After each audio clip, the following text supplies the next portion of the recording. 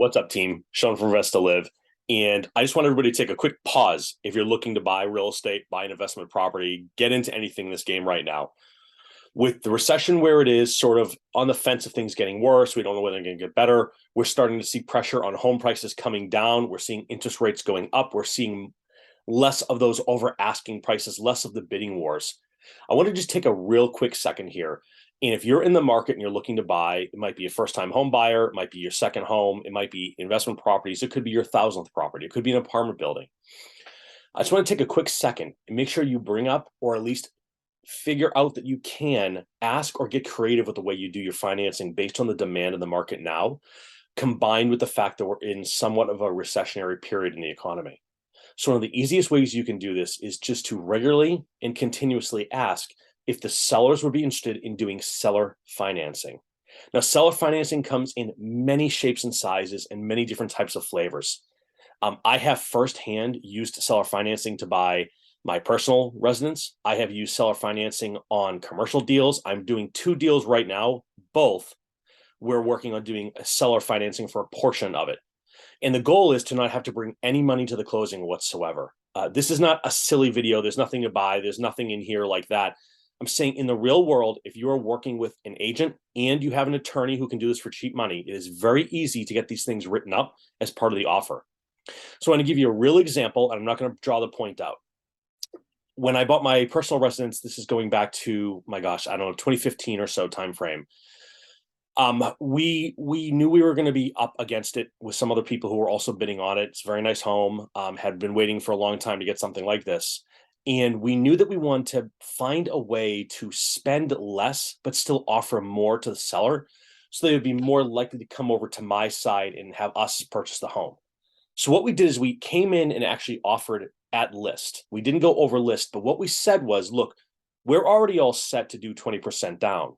What if instead of 20% down, we put 10% down, got an 80% mortgage, like a regular mortgage from a bank, and you guys held 10% of the mortgage at a 4% rate over a 10-year term that would have a balloon payment at the end. And you can structure this however you want. You can structure it in lots of unique and creative ways. But the reason I'm calling this out specifically is you can do this in all types of properties.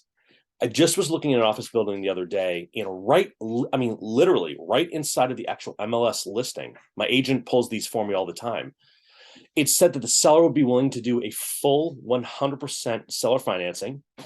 And the rates were unbelievable, to be honest with you. The rates were something like 3.75 with a 10-year balloon, and it will be amortized over 30 years. So it'd still be the same type of payments as a 30-year mortgage, but everything would be due in 10 years. The idea being that at that point, you might refinance into a regular commercial mortgage in that case, or maybe you sell the property, things like that. You can even include all kinds of, no prepayment penalties. You could have different types of escalations. You could have a rate change.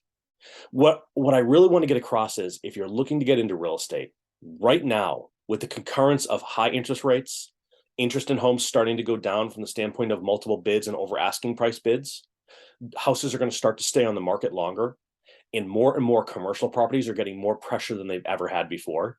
So if you're in the market to make a move, again, whether it's your primary, whether you're looking for a second home, whether you're looking for an investment property, an office property, a commercial property, whatever it might be, this is a great time to consider seller financing, how you can build that creative financing into your deals. So one thing I've been doing is Sunday morning Q&A sessions. If you want to join that, please feel free and watch and subscribe to the channel so you get notified of it. But we're going to be talking a little bit about this weekend as well. But I really want to call this out. It is not hard to find these, and most people just don't offer them. It doesn't have to be 100% financing. It could be something creative where you say, look, would you come down on the price a little bit if I could offer you some interest on 10% of the loan, so that they actually end up making that money back over time, which might reduce their tax burden overall, and overall just gives a little bit more freedom. And there's a kicker. If you can bring that overall price down, they'll actually save on the commission they're paying to their agent anyways, and they'll make up for that as well, again, during that interest payment period. So that's it. I just want to get that out there because I think there's a lot of people getting out and getting excited about prices coming down. You can get creative. You can offer anything you want. You don't have to listen to what anyone tells you. You have every right in the world to make any kind of offer as creative as you want and structure it any way that you want. And it's up to them to agree or not. And by the way, in I can't think of any time I've ever asked for some sort of seller financing and actually gotten a no. It's a mathematical no-brainer. Unless they're in a situation where they desperately need all of that money right away, it's really never going to be that big of a deal. You can even do 5% to take some of the load off from bringing all that cash to the table at the end. So, hey, team, that's it. I just want to throw it out there. Thanks so much for watching. Hope you're having a great day. Would love to see you on Sunday when I do a live Q&A on this. And otherwise, good hunting out there. It's a good time to be looking. Thanks all.